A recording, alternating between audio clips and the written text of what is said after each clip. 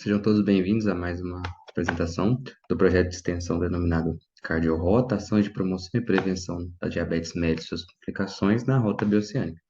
Esse projeto tem como autor eu, Antônio Martins de Freitas Neto, sou acadêmico do sexto ano de Medicina da UEMS e sou orientado pela doutora Ana Carolina Guimarães, que é médica cardiologista docente da nossa universidade. Então, hoje a gente vai falar sobre as complicações crônicas microvasculares que atingem a pequena circulação do nosso corpo. Primeiramente, uma introdução, né? A diabetes já é por si só uma doença de grande impacto socioeconômico e as suas complicações crônicas, né, que surgem ao longo do tempo de doença, elas comprometem gradativamente a produtividade, a qualidade de vida e a sobrevida dos nossos pacientes. Ela é uma doença de relevância na saúde pública devido à alta prevalência, né, da doença diabetes e o aumento da mortalidade decorrente dessas complicações. Elas são decorrentes principalmente desse controle inadequado de quem já tem o diagnóstico de diabetes, do tempo de evolução da doença, sendo que quanto mais tempo, mais chance de complicações, e de fatores genéticos aí que vêm da própria doença. E alguns pacientes, lembrando que podem ser assintomáticos, né, principalmente no começo dessas complicações, o que torna ainda mais difícil de investigar e mais difícil de ser tratado a tempo. Então, quais são as complicações que vamos falar nessa aula? E na próxima aula falaremos das complicações macrovasculares. Então, nas microvasculares, vamos focar na retinopatia, nefropatia e neuropatia. Então, primeiramente, um aparato geral, como ocorrem essas complicações, né? A gente já começou a discorrer, mas basicamente esse aumento prolongado e mantido do nível do açúcar do sangue, né? Que a gente chama de hiperglicemia, faz um processo de glicação, que é uma formação de produtos chamados AGE. Esses produtos ajudam na liberação de citocinas pró-inflamatórias ou pró-escleróticas e radicais livres, basicamente produtos que deixam o nosso corpo mais inflamado e tendem a lesar os vasos sanguíneos e nervos. Então, gera-se uma agressão à parede desses pequenos vasos sanguíneos, tanto renais, né, no caso da retinopatia, no caso da nefropatia, perdão, oculares, no caso da retinopatia, e da circulação periférica, no caso da neuropatia diabética. Então, eu trouxe aqui duas imagens, né? O primeiro, como que vai ocorrendo a danificação da parede vascular com um acúmulo de açúcar, né? E ao longo do tempo vai estreitando e o fluxo sanguíneo fica reduzido. E aqui também eu trouxe uma imagem mais ilustrativa que, além da redução do fluxo sanguíneo, também tem uma lesão nervosa. Esses nervos também sofrem com a produção desses radicais livres, desses produtos de glicação. Então, aqui a gente trouxe tanto um vaso sanguíneo doente, um vaso sanguíneo normal, e como o nervo sofre após esse vaso sanguíneo que passa ali com a sua irrigação desaparecer. Então, vamos falar uma por uma. Primeiramente, retinopatia diabética. Já trouxe aqui logo uma visão normal, sendo comparada com a visão de um paciente diabético que começa a desenvolver retinopatia. E, no fim, um exame, uma imagem do olho, né, de uma pessoa normal, de uma pessoa com lesões que levam a crer que são causadas pela retinopatia diabética. Então, o que que é a retinopatia diabética? Ela é uma das principais causas de perda visual irreversível no mundo, né? É considerada a maior causa de cegueira na população entre 20 e 70 anos, a população jovem, algumas literaturas trazem que até de 20 a 64 anos, e é uma causa de cegueira que a gente consegue reverter se tratar bem a doença, né? Se conseguir controlar esses índices glicêmicos, esse nível de açúcar no sangue. Então, quanto maior o tempo de evolução, como eu falei no primeiro slide, maior o risco. Chega de 90% dos pacientes de diabetes mellitus tipo 1 podem desenvolver e 60% dos diabetes mellitus tipo 2. A gravidade dela também aumenta conforme esse controle glicêmico fica inadequado de acordo com o tempo da doença. E o controle glicêmico intensivo, né, já que aumenta, se eu tenho muito açúcar no sangue, eu aumento a chance, eu pioro essa retinopatia. Se eu tenho um controle glicêmico, se eu diminuo esse açúcar no sangue, eu posso postergar o aparecimento, mesmo que venha aparecer, mas venha aparecer depois de mais anos, e eu também diminuo a chance da sua evolução ser mais agressiva ou mais rápida. Diminui, então, a gravidade do quadro. Alguns fatores de risco para a retinopatia diabética e o edema macular, que é o edema formado devido a essas lesões nos microvasos na retina.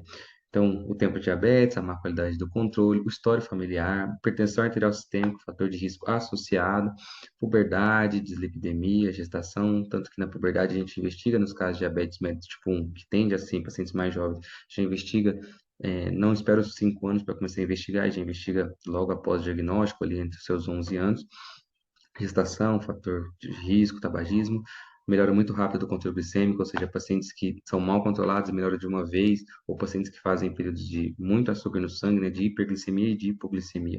Tudo isso tende a lesar mais os vasos oculares. Nefropatia diabética, se eu já tenho lesão microvascular em outro órgão, há maior chance de ter uma lesão na retina. E algumas medicações. Então, a clínica, né, inicialmente os pacientes são assintomáticos, que é um dos perigos da doença. Depois começa com a visão embaçada, pode aparecer então pontos ou manchas escuras que flutuam na visão. Essa visão pode mudar periodicamente de borrada para clara, ou seja, não ter uma visão fixa. A visão noturna é a primeira a ser prejudicada e depois eu perco a visão central ou periférica. Aqui duas fotos para a gente comparar. A visão normal, lado esquerdo, e a visão retinopatia é o que eles acreditam ser correspondente à vida real, né? Como o olho saudável também vai evoluindo, tanto na visão e tanto o que acontece dentro dos vasos retinianos, né? Que primeiro é microhemorragias, depois essa hemorragia vai se disparando. O diagnóstico é feito através do exame de fundo de olho, né? Um exame não tão complexo, um exame geralmente feito por um oftalmo, né? Especialista na área, faz o que vai ter essa visão, né? Então, do lado esquerdo uma retina normal e do lado direito uma retina diabética, né? Uma retina em processo de retinopatia diabética, vista no exame de fundo de olho. Então, no diabetes tipo 2, a gente avalia pelo oftalmo, né? Deve ser solicitada uma avaliação do oftalmo imediatamente do diagnóstico, porque lembrando que a diabetes mellitus tipo 2 geralmente o diagnóstico já é tardio, então já tem muito tempo de agressão ao corpo humano. E na diabetes tipo 1 recomenda-se 3 a 5 anos após o diabetes, ou como eu já disse, no início da puberdade.